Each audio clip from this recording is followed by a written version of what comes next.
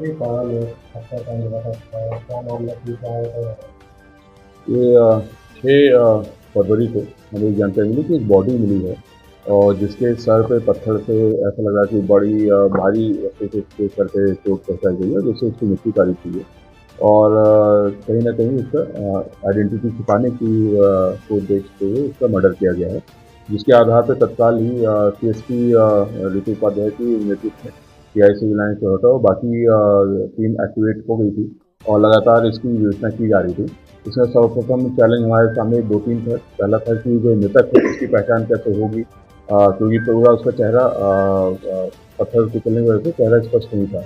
दूसरा था कि कारण क्या था और अपराधी कौन था। तो उसके आधार पर पूरी तकनीकी साक्ष्य मुखबिर साक्ष्य एकत्रित किए जा रहे थे और टीम ने करीब 200 से अधिक लोगों से पूछताछ किया। 100 कैमरा, कम से 100 से अधिक कैमरा उन्होंने देखा। लगातार पूरी टीम लगी रही और उसके बाद फिर उसमें आइडेंटिफाई हुआ कि ये व्यक्ति एक आरोपी ने इसको मारा है और उसकी बॉडी को पैर से घसीटते हुए उसके जगह पे ठिकाने लगाने के लिए किया है और पत्थर मारा उसको।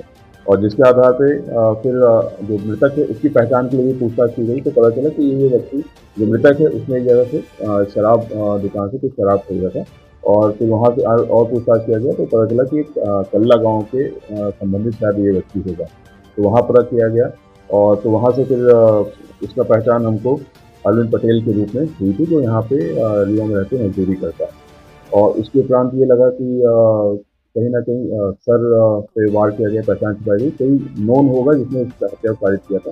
तो इस आधार पे पूछताछ की गई, पूरे गाँव में से पूछा गया कि कहीं इसकी किसी से दुश्मनी हुई, तो वो भी नहीं निकल के आ रहा था। तो लेकिन लगातार पूरी टीम एक्टिव रही और विभिन्न कारणों पर समीक्षा किया गया। जो आरोपी था उसको भी पहचान करने की कोशिश की और उसके आधार पे हमको कुछ मुखबिरों से जानकारी मिली कि एक किस्सू साकिब नाम का एक व्यक्ति है, जो है वहाँ का लगातार आरोप अपराधी है, इस एरिया का, चौहटा और इधर का अपराध करता रहता है और उसने संभवतः इस घटना को कारित किया है। और फिर जब किस्सू साकिब के चेहरा और जो हमारी फुटेज है उसका मिलान किया गया तो कहीं ना कहीं हमको भी हमारा डाउट उससे क्लियर हुआ और जिसके आधार पर फिर जब उसको पकड़ के उससे पूछताछ की गई तो उसने पूरी घटना को कबूल करना बताया है। और उसको उसने शराब उनके नशे के बीच में उनका विवाद हुआ था। उसने कुछ उससे पैसे भी छीने थे जिसका जब विरोध किया था मृतक ने तो उसके ऊपर उसने पत्थर पटक दिया था और जिसके आधार पर उसकी मृत्यु हुई थी। और इसमें किस्सू के पुराने भी के आपराधिक रिकॉर्ड हैं। इसके अलावा भी उसकी कई शिकायतें भी हमें 1-2 और मिली हैं और जब इसकी गिरफ्तारी हुई तो उसके बाद भी 1-2 शिकायतें मिली। उसके परिवार भी इससे बहुत ही प्रताड़ित रहता है तो उनकी भी शिकायत इसमें मिली है, जिसके अभी इसके और पूछताछ हम कर रहे हैं कि कोई अन्य घटनाक्रम भी इसने किया है क्या। और ये लगातार इस प्रकार से पिछले 21 से 24 तक लगातार इस तरह के घटनाक्रम इसने किया है।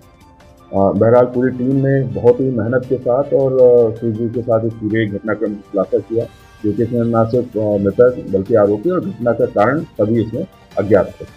सर ये दोनों साथ में जोड़ते गए सीसीटीवी फुटेज में भी, तो क्या इनका पहले से कुछ जान पहचान की दूसरा चारा नहीं, इनकी कोई जान पहचान नहीं थी और ये मृतक नशे के हालत में था और जो आरोपी है वो वहाँ पे घूम टहल रहा था। वो आरोपी को लगा कि इससे अगर हम कुछ पैसा वैसा ले लेंगे तो इसको पता भी नहीं चलेगा, तो वो पैसा वैसा निकाल रहा था, उसको ले रहा था, तभी मृतक ने उसका विरोध किया और फिर उसके बाद उनकी झूमाझटकी हुई। उसके बाद उस तरह से घटना कारित किया। निश्चित रूप से बहुत ही इम्पोर्टेंट केस था। इस तरह का घटना बहुत ही चैलेंजिंग होती है कि इसको सॉल्व करना कैसे।